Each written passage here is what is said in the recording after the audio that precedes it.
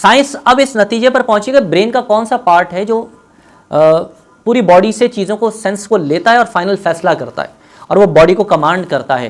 تو انہوں نے ریسرچ کے بعد ڈیسائیڈ کیا کہ جو سامنے والی رگیں اور حصہ ہوتا ہے برین کا, یہاں پہ سارے میسیجز آ کے جمع ہوتے ہیں اور پھر یہاں سے ہی باڈی کو کمانڈمنٹ جاتے ہیں, احکامات جاتے ہیں.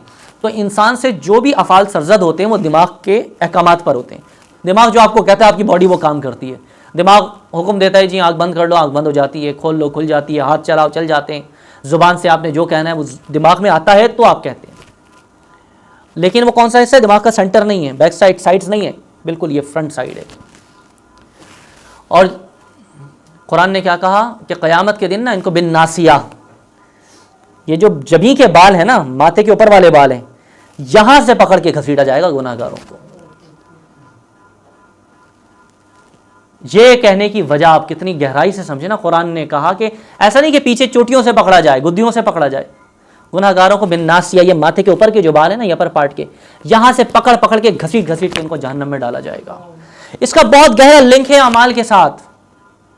اور انسان اللہ کے قریب سب سے زیادہ اس حال میں ہوتا ہے جب وہ اپنے سارے ان تصورات کے ساتھ زمین پر اپنے سر کو رکھتا ہے سجدے کے اندر, اور اس کو یہ احساس ہو کہ میرے سارے تصورات اب یہاں مٹی بوجھ ہو چکے ہیں, زمین بوجھ ہو چکے ہیں. سبحان ربی الاعلیٰ, سب سے بڑی ذات جو ہے وہ رب اعلیٰ کی ہے. سجدے کا وہ تصور قائم نہیں ہے ہماری نماز کے اندر جو ہونا چاہیے, کہ ہم اپنے تمام اندر کی عادات و تصورات کو اس وقت زمین بوجھ کر رہے ہیں, مٹی میں رکھ دیا ہے ہم نے اپنے کبر کو, اپنی انا کو, اپنے علم کو, اپنی بڑائی کو, اپنے وقار کو, اپنے حسن کو, اپنے علم کو, سب چیزوں کو ہم نے رکھ دیا ہے, اپنے فن کو, کمال کو بس زمین پر رکھ دیا. کچھ بھی نہیں ہوں. اگر کوئی ذات ہے بڑائی کے لیے تو وہ رب کریم کی ذات ہے, سبحان ربی الاعلیٰ. جب اس تصور کے ساتھ آپ مٹاتے ہیں تو اللہ اپنی قربت عطا کرتا ہے. اس لیے فرمایا بندہ سب سے قریب سجدے کے عالم میں ہوتا ہے. ہمیں وہ قربت کیوں نہیں حاصل؟ اس لیے کہ ہمارا وہ تصور قائم نہیں ہے. ہم تو سجدے میں بھی خود ہوتے ہیں نا, میں, ہم تو وہاں بھی میں ہوتے ہیں, گردن جھکا کر بھی میں باقی رہتی ہے. تو وجود کا جھکنا تو مقصود نہیں ہے نا اللہ کو.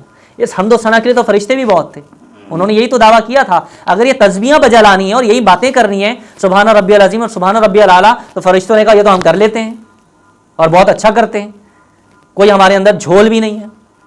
تو رب نے فرمایا تھا جو عنصر انسان میں رکھ رہا ہوں نا اس کا راز تمہیں نہیں پتہ, وہ میں جانتا ہوں.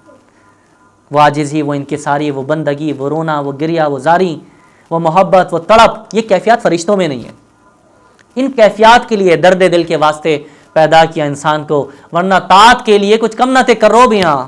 یہ رونا, یہ درد دل کا ہونا, یہ احساس ہونا, گناہوں پہ ندامت ہونا, شرمندگی ہونا, یہ جو ہے نا کیفیت, یہ احساس فرشتوں کے اندر نہیں ہے. انسان کی انہی اداؤں کو خدا پیار کرتا ہے, پسند کرتا ہے. تو نماز کی پابندی ہو, پابندی میں سجدوں کی یہ کیفیات ہوں, تو پھر الصلاۃ معراج المومنین بن جاتی ہے. لیکن نماز بھی نہ ہو اور ہم شفاعت کے اپنے آپ کو پکے حقدار بھی سمجھتے ہوں تو یہ زیادتی ہے.